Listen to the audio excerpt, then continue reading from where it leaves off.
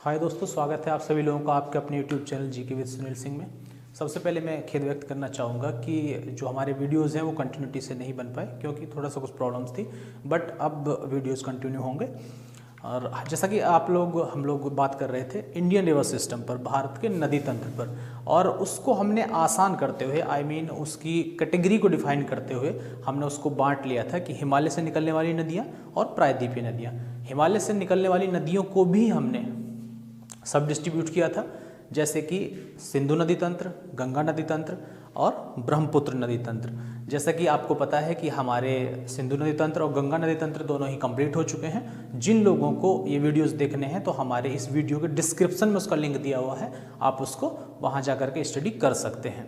आज हम लोग जो कंटिन्यू करने वाले हैं वो है ब्रह्मपुत्र नदी तंत्र। देखिए, ये हिमालय से निकलने वाली नदियों में से एक विशेष नदी है, खास नदी है, और इंडिया के नॉर्थ ईस्ट में ये अपना प्रवाह क्षेत्र बनाती है और वहाँ से बहते हुए बांग्लादेश वाया बंगाली खाड़ी में चली जाती है।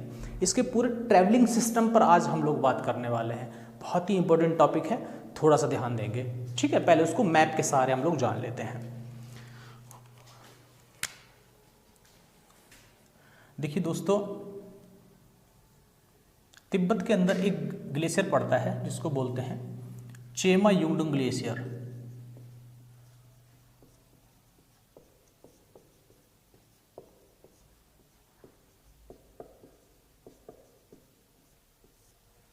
चेमायुंग ग्लेशियर से ब्रह्मपुत्र नदी निकलती है और यह अपना प्रवाह क्षेत्र बनाते हुए कुछ इस तरीके से बहती है।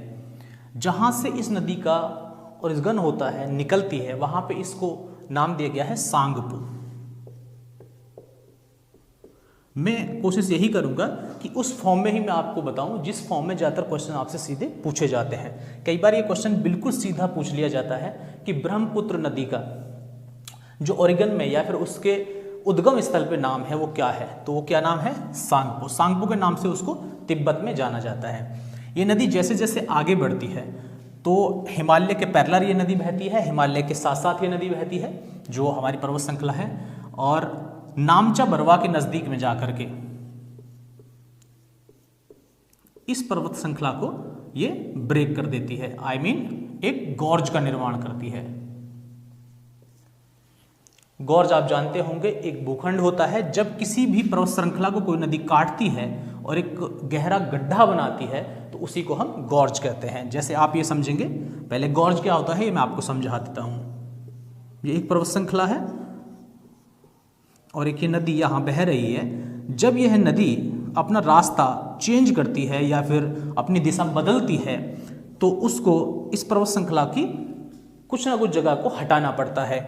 तो जब यह नदी इस पर्वत श्रृंखला के इस हिस्से को काट कर और अपना प्रवाह क्षेत्र बना लेती है तो यही क्या कहलाता है? गॉर्ज कहलाता है। तो अब मैं उम्मीद करता हूं कि गॉर्ज क्या है ये अपेक्षाकृत सब लोग जान गए होंगे।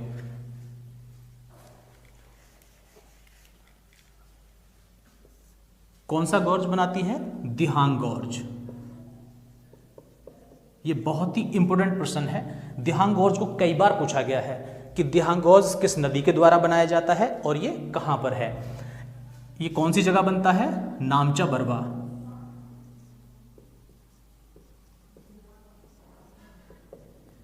नामचा बरवा के निकट ब्रह्मपुत्र नदी किसको काटती है?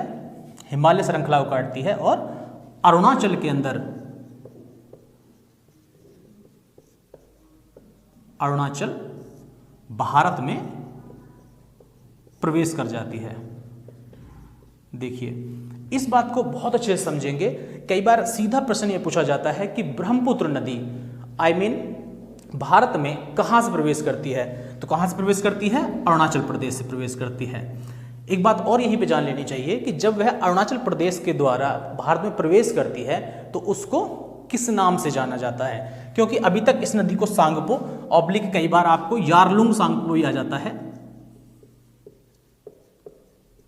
ये भी आपको कई बार देखने को मिलेगा यारलुंग सांगपो। अदरवाइज अभी तक इसका नाम क्या है? यारलुंग सांगपो है। जैसे ही नदी इंडिया में प्रवेश करती है, अरुणाचल प्रदेश में प्रवेश करती है, तो इसका नाम बन जाता है दिहांग। ठीक है, क्या नाम बन जाता है? दिहांग। कई बार ये प्रश्न पूछा गया है परीक्षाओं में कि अरुणाचल प्रदेश में ब्रह्मपुत्र को किस नाम से जाना जाता है। तो किस नाम से जाना जाता है? दिहांग के नाम से जाना जाता है। दिहांग गॉर्ज बनाती है और एक यू टर्न लेते हुए, अपनी दिशा बदलते हुए, क्योंकि ये नदी, आपको मैं एक और तरीके से मैं थोड़ा समझा देता हूं कि ये नदी आखिर प्रवाहित कहाँ हो रही है, किस दिशा में, थोड़ा और समझ में आएगा। जैसे कि आप इसको भारत के नक्शे पे देख सकते हैं।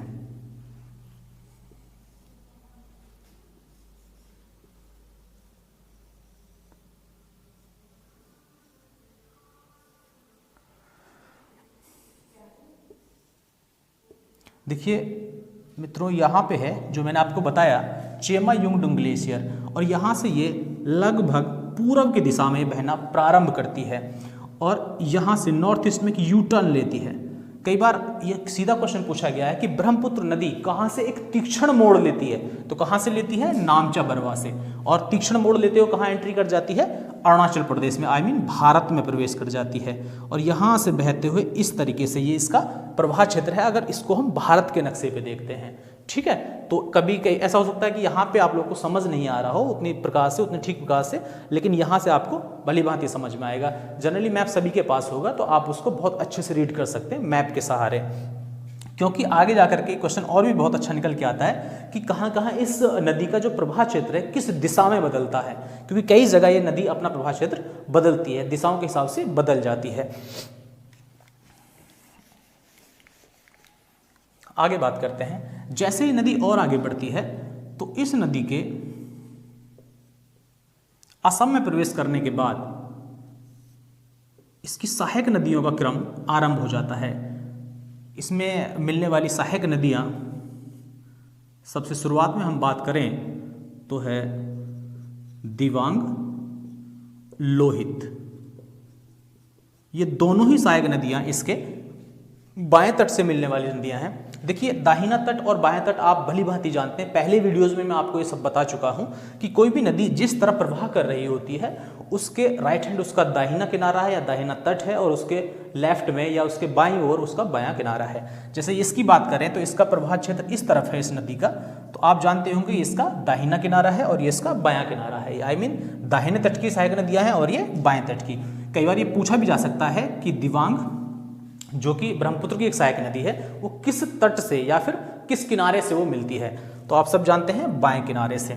लोहित और दिवांग पहले एक साथ मिल जाती हैं, फिर ये किसमें मिलती हैं? ब्रह्मपुत्र में मिलती हैं, और जैसे ही यह संयुक्त रूप से असम के अंदर किससे मिलती हैं? दिवांग से मिलती हैं, दिवांग में मिलती हैं, तो इसका नाम बन जाता है ब्रह्मपुत्र। देखिए, बहुत ही अच्छा प्रश्न निकल के आता है कि ब्रह्मपुत्र को ब्रह्मपुत्र नाम कहां मिलता है, तो कंफर्म याद रखिएगा असम में। तो असम के अंदर जब ये नदी आती है तो इसको क्या नाम मिल जाता है? ब्रह्मपुत्र नाम मिल जाता है। कब मिल जाता है? जब दिवांग और लोहित सहायक नदियां इसमें आकर के मिल जाती हैं। देखिए, जहां अगर बात लोहित की आएगी तो लोहित को आप बहुत अच्छे से याद रखिए कि लोहित पर भारत का सबसे लंबा पुल या फिर भारत का सबसे लंबा सड़क पुल बना हुआ है, जिसको आप बहुत सारे लोग जानते भी होंगे, नहीं भी जानते तो उसको पेन डाउन कर लेंगे, जिसका नाम है भूपेन हजारिया ब्रिज।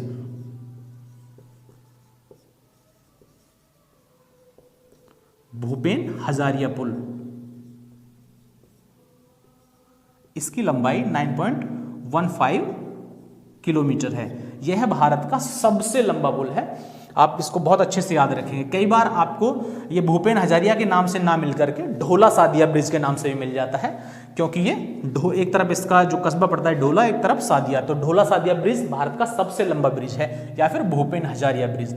ठीक है, जैसे ही ये नदी और आगे बढ़ती है तो इसमें इसकी एक और सहायक नदी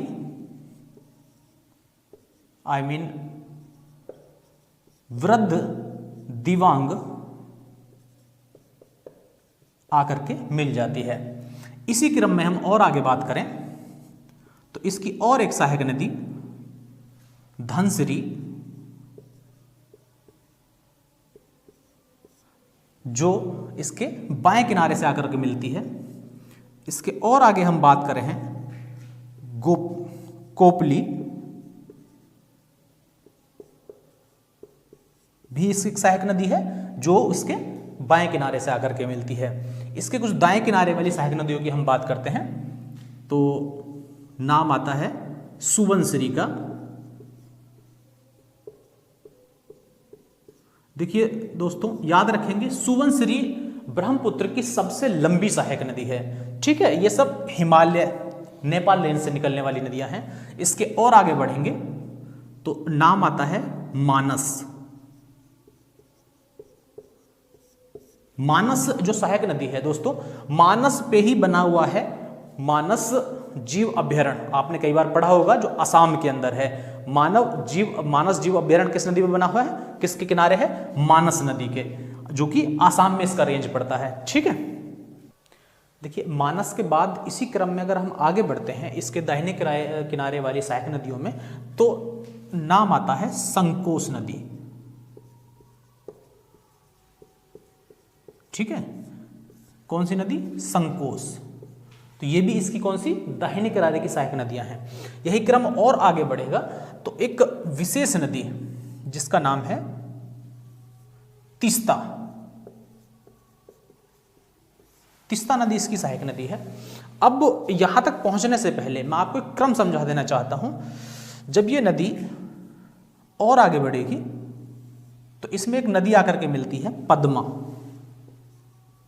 देखिए पद्मा ऑब्लिक गंगा, आप इसमें कंफ्यूज नहीं होना है,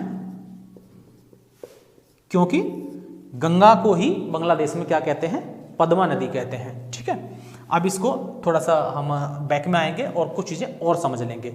सबसे पहली बात, जैसे ही ये नदी असम के अंदर आती है और इसमें दिबांग और लोहित मिल जाती हैं तो इसका नाम बनता है ब्रह्मपुत्र। क्लियर। और यहीं पर आपको पता होगा विश्व का सबसे बड़ा नदी द्वीप जिसको बोलते हैं मंजुली, मंजुली द्वीप भी स्थित है।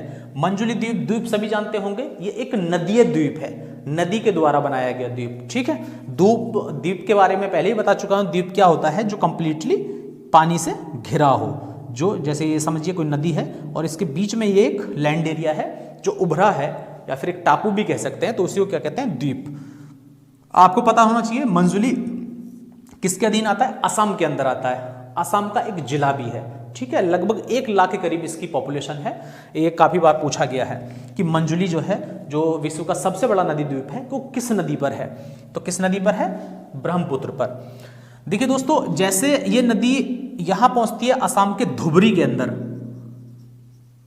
धुबरी एक स्थान है, तो ये नदी फिर से अपना प्रवाह क्षेत्र चेंज करती है या फिर दिशा बदलती है। जो नदी अब तक दक्षिण पश्चिम की तरफ ये बह रही थी, वो प्रॉपर रूप से दक्षिण की तरफ बहना शुरू कर देती है। और यहाँ पर एक पर्वत श्रृंखला के किनारे भी, जिसको गारो, आपने नाम सुना होगा, गारो खासो जयंतियां, जो कहाँ है, मेघालय में पड़ती हैं, और उसी के किनारे से होते हुए ये कहाँ चली जाती है, बांग्लादेश चली जाती है। आई मीन असम के धुबरी के बाद ये कहां एंट्री कर जाती है, बांग्लादेश।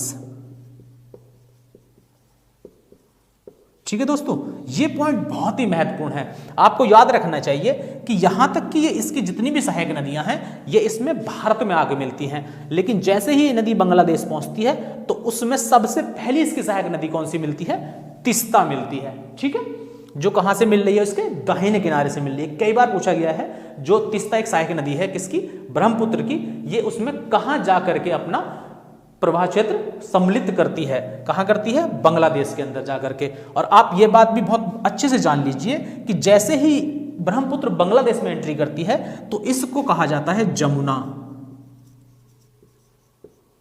ठीक है दोस्तों, तो जमुना नाम कहां पर मिलता है ब्रह्मपुत्र को, बांग्लादेश के अंदर। अब इस क्रम को और आगे बढ़ाएंगे। जैसे ही पद्मा किस में आके मिल जाती है, जमुना में आके मिल जाती है, आई मीन ब्रह्मपुत्र में आकर के मिल जाती है, तो फिर इसे ये पद्मा के नाम से ही ये धारा आगे बढ़ती है और इसमें फिर से एक सहायक नदी इनकी आकर के मिलती है, जिसको कहते हैं मेघना। ये बहुत इंपॉर्टेंट पॉइंट है। जैसे ही जमुना के अंदर मेघना मिल जाती है तो फिर से ये किसके नाम से, मेघना के नाम से ये नदी आगे बढ़ती है और एटलीस्ट ये बांग्लादेश के अंदर सुंदरबन का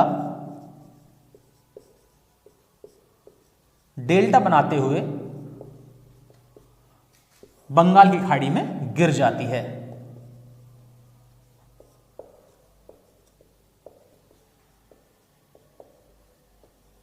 ठीक है दोस्तों, तो निकलती कहां से है? चेमायुंगडुंग ग्लेशियर से निकलती है। वहां पे इसका नाम है सांगपो। नामचा बरवा के नजदीक ये यूटर्न लेती है, एक तीक्ष्ण मोड़ लेती है। कई बार ये पूछा गया था, बिल्कुल आसान, कई बार लैंग्वेज का बहुत फर्क होता है, आपको समझना होता है क्वेश्चन को, कि बताइए ब्रह्मपुत्र कहां पर एक तीक्ष्ण मोड़ लेते हुए अपने प्रवाह क्षेत्र में बदलाव करती है? तो कहां पे करती है? नामचा बरवा में। या फिर उसको अगर और ढंग से पूछेगा तो पूछ लेगा कि बताइए भारत में एक तीक्ष्ण मोड़ लेने के बाद ब्रह्मपुत्र प्रवेश करती है, तो वह स्थान कौन सा है? तो वह भी स्थान नामचा बरवा है। केवल आपको लैंग्वेज को समझना होता है। क्वेश्चंस एग्जामिनर बहुत ज्यादा पैदा नहीं करता, लेकिन वो उसी से बदलता है। क्राइटेरिया होता है हर चीज का, ऐसा नहीं कि हर चीज पैदा हो जाएगी, हर चीज बदली जाएगी, नहीं, ढंग बदल जाता है क्वेश्चंस को पूछने का। आप याद रखिएगा, अगर आपने किसी भी चीज को, किसी भी कंटेंट को एक टॉपिक से तैयार किया है, तो मेरा अपना कॉन्फिडेंस है कि डेफिनेटली आप क्वेश्चन पकड़ लेंगे एग्जाम के अंदर। यदि आपने बिल्कुल वन लाइनर पढ़ा है, आपने पॉइंट टू पॉइंट पढ़ा है, तो कई बार आप पॉइंट्स को खोजते रह जाएंगे।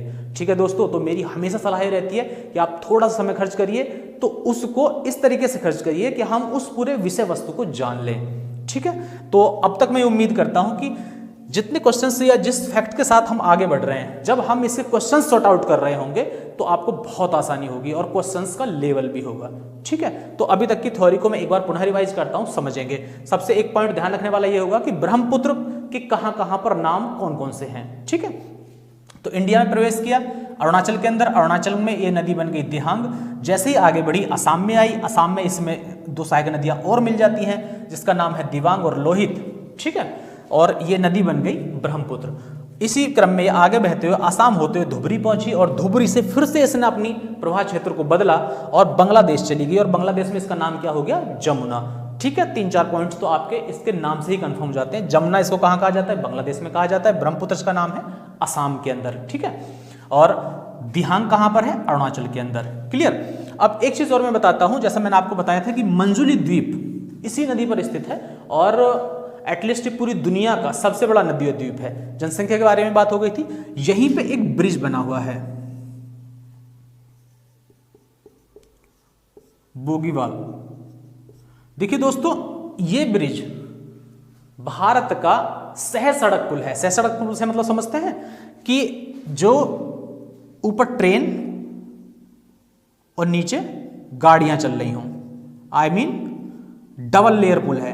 ऊपर या फिर किसी भी एक ट्रैक पे उसके ट्रेन चल रही है और एक ट्रैक पे उसके सड़क मार्ग है। ठीक है, तो इसको बोलते हैं सह सड़क पुल। क्लियर।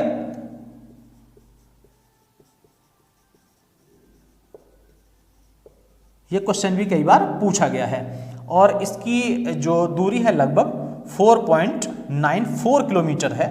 इसको आप याद रखेंगे। कहां पे बना हुआ है? असम के अंदर बना हुआ है। ठीक, और असम से मुझे एक बात याद आती है, आपने सुना होगा भी आपके पीछे हाल ही में हमारे माननीय गृह मंत्री अमित शाह जी वहां के दौरे पर थे। आपने नाम सुना था कामाख्या मंदिर। कामाख्या मंदिर भी असम के अंदर इसी पर आई मीन गुवाहाटी के नियरेस्ट में बना है। तो कई बार ये एक बार क्वेश्चन आया था कि कुछ हमारी जो पौराणिक चीजें हैं उनमें ऐसा कहा जाता है कि विशेष समय पर ब्रह्मपुत्र का रंग लाल हो जाता है। कहां पर? कामाख्या मंदिर के नजदीक, आई मीन गुवाहाटी के नियरेस्ट में। तो वो किसके प्रभाव से होता है? कामाख्या देवी मंदिर के प्रभाव से इसको माना जाता था। तो ये एक हमारी ऐतिहासिक या फिर पौराणिक तथ्य है जिसके बारे में कई बार पूछ भी लिया जा सकता है। थोड़ा आपको पता होना चाहिए कि कामाख्या मंदिर कहां पर है, तो वो इसी नदी के किनारे मंदिर है। ठीक है, कहां पे? असम के अंदर। तो ये चीजें अब तक आपको समझ में आ गई कि उस पर बना हुआ सबसे लंबा मार्ग कहां पर है? लोहित नदी पर बना हुआ है भूपेन हजारिया ब्रिज, जिसकी दूरी कितनी है? इसके बाद मैंने आपको बताया कि बोगीवाला पुल है जिसकी दूरी लगभग 4.94 किलोमीटर है और ये असम के अंदर पड़ता है। इसकी जो सहायक नदियां हैं उनका भी आप अब तक मार्गदर्शन कर चुके हैं। इन्हीं को जब हम लोग क्वेश्चंस लगा रहे होंगे तो इन्हीं की मदद से बहुत अच्छे से उनको सॉर्ट आउट कर लेंगे। देखिए दोस्तों, कोई भी चीज़ करने से पहले, क्योंकि आज जो क्रम कंप्लीट हो रहा है वो हो रहा है हिमालय से निकलने वाली नदियों का, तो इस चीज़ को आप बहुत अच्छे से याद रखेंगे। ठीक है, तो हिमालय से निकलने वाली नदियों को हमने 3 पार्टों में पढ़ा है, सिंधु, गंगा और ब्रह्मपुत्र। पीछे के दोनों जो भी इसके सब पार्ट थे, आई मीन सिंधु और गंगा, आप इस वीडियो के डिस्क्रिप्शन बॉक्स में उसको देख सकते हैं। बहुत अच्छे से वॉच करिए। जब उन सबको देख लेंगे, आई मीन इंडिया के ड्रेन सिस्टम को समझ लेंगे, अपवाह तंत्र को समझ लेंगे, तो बहुत आसानी होगी आपको कोई भी नदियों से संबंधित प्रश्नों का आंसर देने में। ठीक है, क्योंकि आप पॉइंट टू पॉइंट कितनी चीज़ें याद रख सकते हैं, लिमिटेड चीज़ें आप याद रख सकते हैं। यदि आपने किसी चीज़ को सिस्टमेटिकल पढ़ा है तो आपको बहुत लाभ मिलने वाला है। क्लियर? इसी के साथ मैं ये वीडियो लास्ट करता हूँ। जो हमारे नेक्स्ट वीडियो है वो आएगा प्रायद्वीपीय नदियाँ। ठीक है दोस्तों, मिलते हैं आपसे अगले वीडियो में। Thank you very much.